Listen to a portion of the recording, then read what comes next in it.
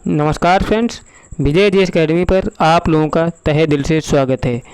दोस्तों, आज मैं आप लोगों को लूसेंट बुक से जैन धर्म से संबंधित जो भी महत्वपूर्ण तथ्य हैं मैं आप लोगों को इस वीडियो के माध्यम से कराने जा रहा हूं।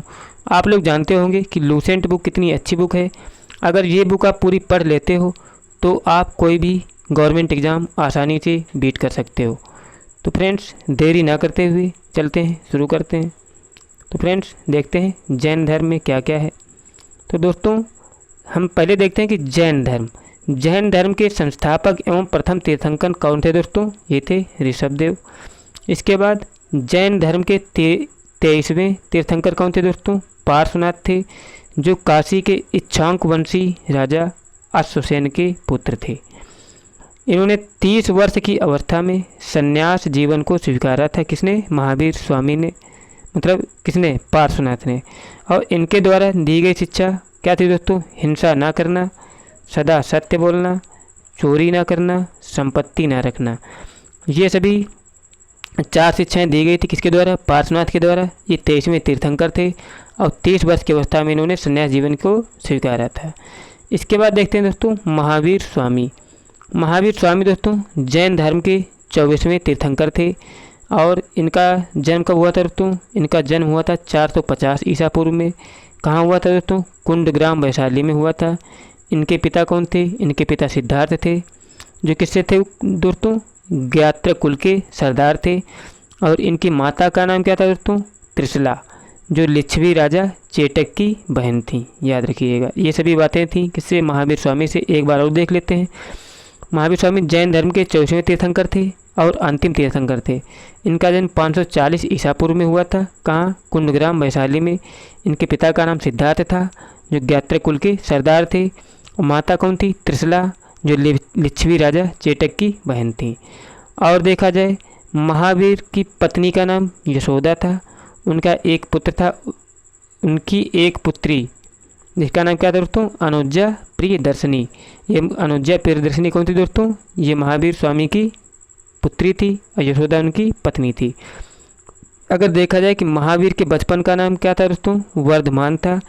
इन्होंने 30 वर्ष की उम्र में क्या हुआ था? इन्होंने 30 वर्ष की उम्र में माता पिता की मृत्यु के पश्चात अपने बड़े भाई नंदवर्धन की अनुमति से संन्यास जीवन को स्वीकारा था। क्या दोस्तों? महावीर के बचपन का नाम वर्धमान था। इन्होंने 30 वर्ष की उम्र में माता पिता की मृत्यु के बाद अपने बड़े भाई को सब राजगार सौंप दिया और संन्यास जीवन को स्वीकार कर लिया था।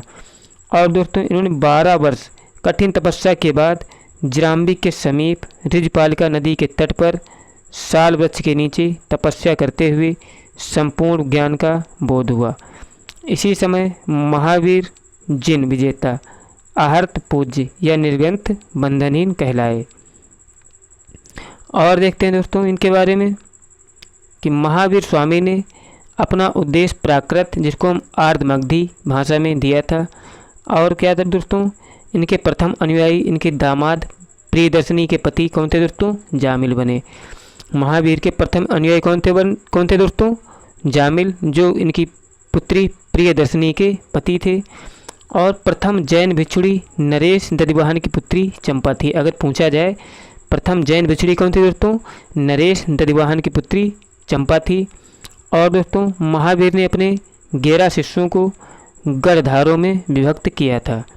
और उसके बाद आर्य सुधर्मा ऐसा अकेला गंधर्व था जो महावीर की मृत्यु के बाद भी जीवित रहा था दोस्तों। क्या दोस्तों? आर्य सुधर्मा एक ऐसा अकेला गंधर्व था जो महावीर की मृत्यु के बाद भी जीवित रहा, जो जैन धर्म का प्रथम थेरा या उपदेशक हुआ है।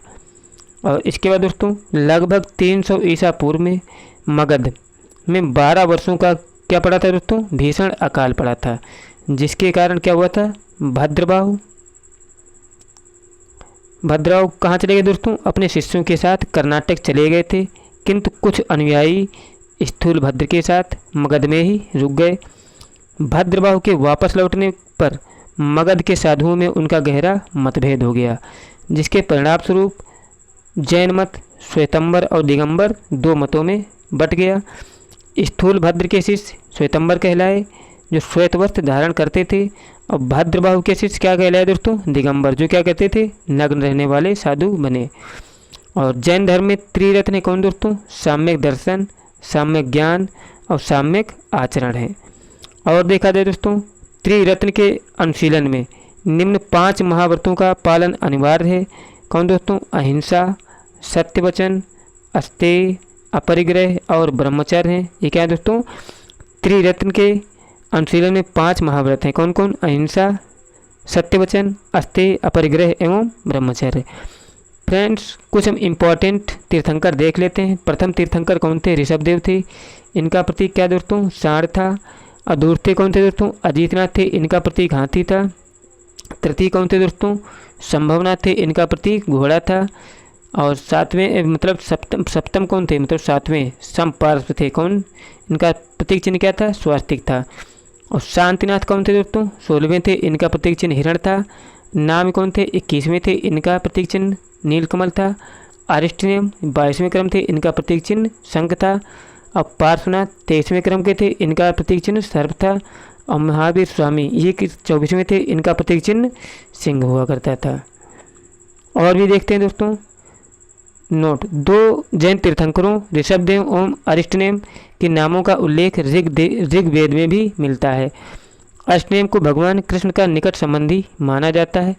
अरिष्टनेमी कौन थे दोस्तों, भगवान कृष्ण के निकट संबंधी भी माना जाता है इनको। कौन कौन से 2 तीर्थंकर, ऋषभदेव एवं अरिष्टनेम, इनका उल्लेख ऋग्वेद में मिलता है। और देखते हैं दोस्तों, जैन धर्म में ईश्वर की मान्यता नहीं है। अगर देखा जाए कि जैन धर्म में आत्मा को मान्यता है। और महावीर पुनर्जन्म एवं कर्मवाद में विश्वास करते थे। कौन, महावीर पुनर्जन्म एवं कर्मवाद में विश्वास करते थे, लेकिन ईश्वर की मान्यता नहीं है किसमें, जैन धर्म में।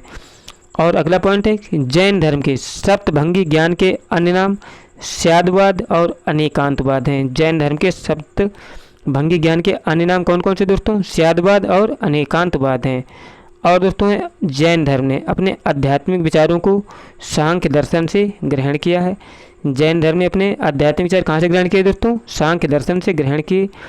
और देख लेते हैं महत्वपूर्ण पॉइंट, जैन धर्म को मानने वाले कुछ राजा थे। कौन थे दोस्तों, उदयन था, वंद राजा था, चंद्रगुप्त मौर्य और कलिंग नरेश खारवेल थे। और राष्ट्रकूट राजा कौन दोस्तों, अमोघवर्ष। और चंदेल शासक कौन थे दोस्तों, चंदेल शासक भी क्या थे, जैन धर्म को मानने वाले राजा थे। इसके बाद मैसूर के गंग वंश के मंत्री चामुंड राय के प्रोत्साहन से कर्नाटक के श्रवणबेलगोला में 10वीं शताब्दी के मध्य भाग में विशाल बाहुबली की मूर्ति, जो गोमतेश्वर की मूर्ति के नाम से प्रसिद्ध है, का निर्माण किया गया था। और जैन की संगीतियाँ, जैन धर्म की 2 संगीतियाँ हैं। कौन सी, प्रथम संगीति 300 ईसा पूर्व में कहाँ हुई दोस्तों, ये पाटलिपुत्र में हुई। और इसके अध्यक्ष कौन थे, स्थूलभद्र थे।